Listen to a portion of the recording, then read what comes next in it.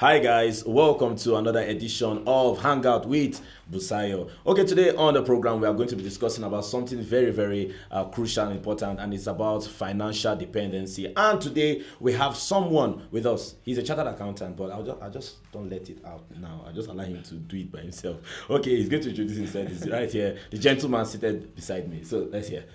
Okay, hello everyone. My name is Ehimetan Godwin. I'm a chartered accountant, and it's nice to be on the show, Mr. Busayo. Yes, I know all these people that have seen money. There's a way they used to say, like, look at me, I've been spent, look at my veins coming out. But this one just said it's like, hi guys, my name is.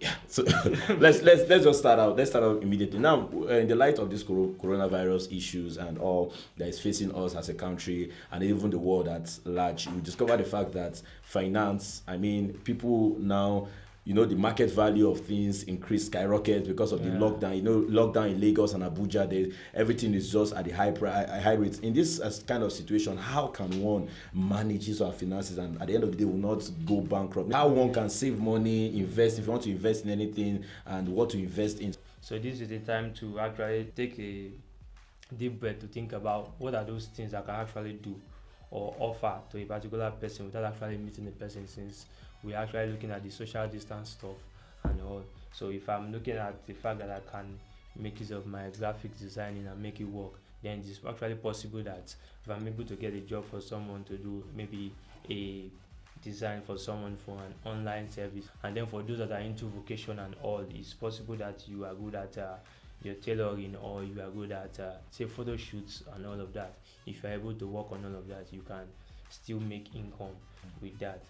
And maybe I should stop there. Okay, and I want us to really look at it from the point of view that what if now I am working and the rules in my office is, okay, we'll pay you for the month of March that just concluded now, and by the month of March, and now you are moving to the month of April, and they say, okay, we are going to reduce cut of pay. Looking at the inflation in the market prices of some goods and all, what will you advise people in this time? Is it that they should go out to buy more things into their houses, or they should just try as much as possible to get a little they can get so they can save for the latter days? This very time now, reviewing, for those that don't even already have, reviewing budget is very key.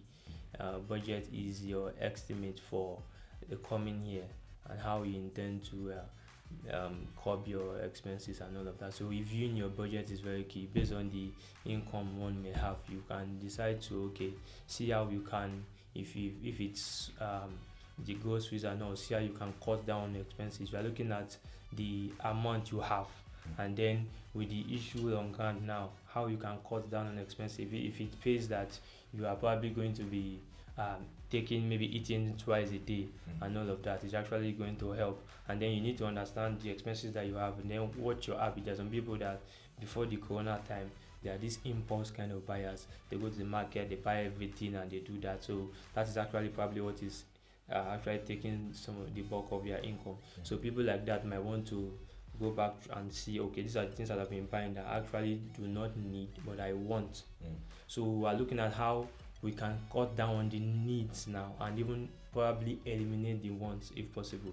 The wants might just be those things that just obviously we desire and all, and we actually do not really need. The basic needs would be those your food, and actually you still have the rent to cater for, and you still have those other, maybe you have family and all of that dependents. At this point in time, I think people are investing more time in social media. Yeah. Would you what are your advice for one, in case, and for instance now within this period of time, if I want to go into some kind of businesses online, what would you advise me to do? There's this data analytics, and then there's designing, there's blog writing, there's content writing, or if you're into forecasting, you can actually forecast something for a company or a multinational that is interested in making a big decision and they need that report of the forecast. And if you can do that, then it's actually a good one too. But now this thing is going to lead to people losing their jobs, kind of, because some, and I know some companies who at the end of the day told their workers that, okay, please, so for now people should just stay home. If you are staying home, please don't even work from home, and let's see how we can cut our expenses, because money is not coming in, and it will not be too wise that money will be going out. At the end of the day, we become bankrupt, or we don't have money at all in our own account. So what would you advise people who are now, some people are scared because they are afraid that after this coronavirus issue, that they may lose their job, because you see companies are still trying to get themselves back, in terms of trying to get themselves back.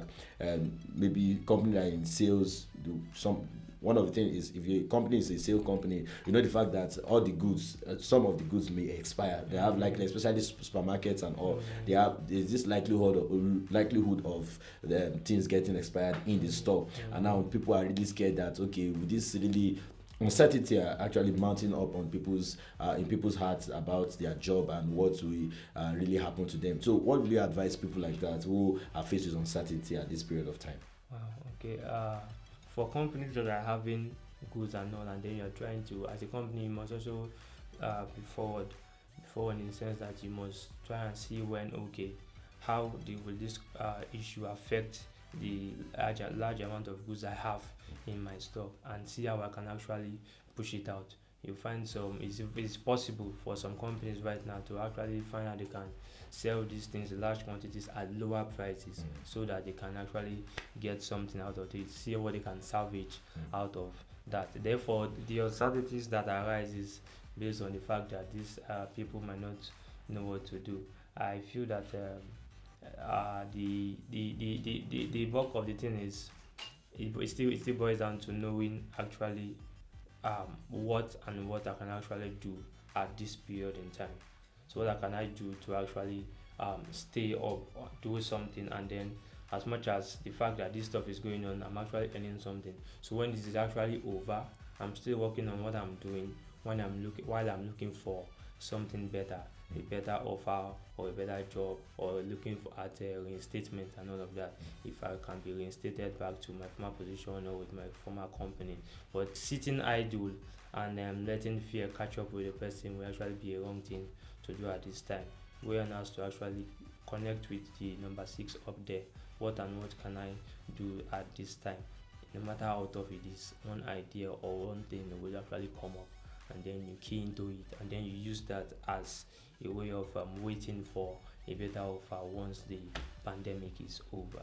Okay, you've gotten that one from our guest here in the studio on how to do. So in case you are out there and you are scared that, oh, will I lose my job or something, or you are just there with fear in the house, and one of the things that has been said is that fear even kills faster than anything. So we just need to get yourself together, and not that you are going to maybe leave up your job or anything, but try as much as possible to get engaged with something. With this period, you can read books on how to write, you can read just that thing that you can channel your strength to, and make sure that you can get a finance from them. You can also do that. And I would want to appreciate you for joining me on the program this day. And I would just quickly want to go through our social media, to our YouTube, especially to get comments from our last episode of Hangout with Busayo. And last time we spoke about the coronavirus, and we had a doctor here with us, Dr. Bennis. And let's just go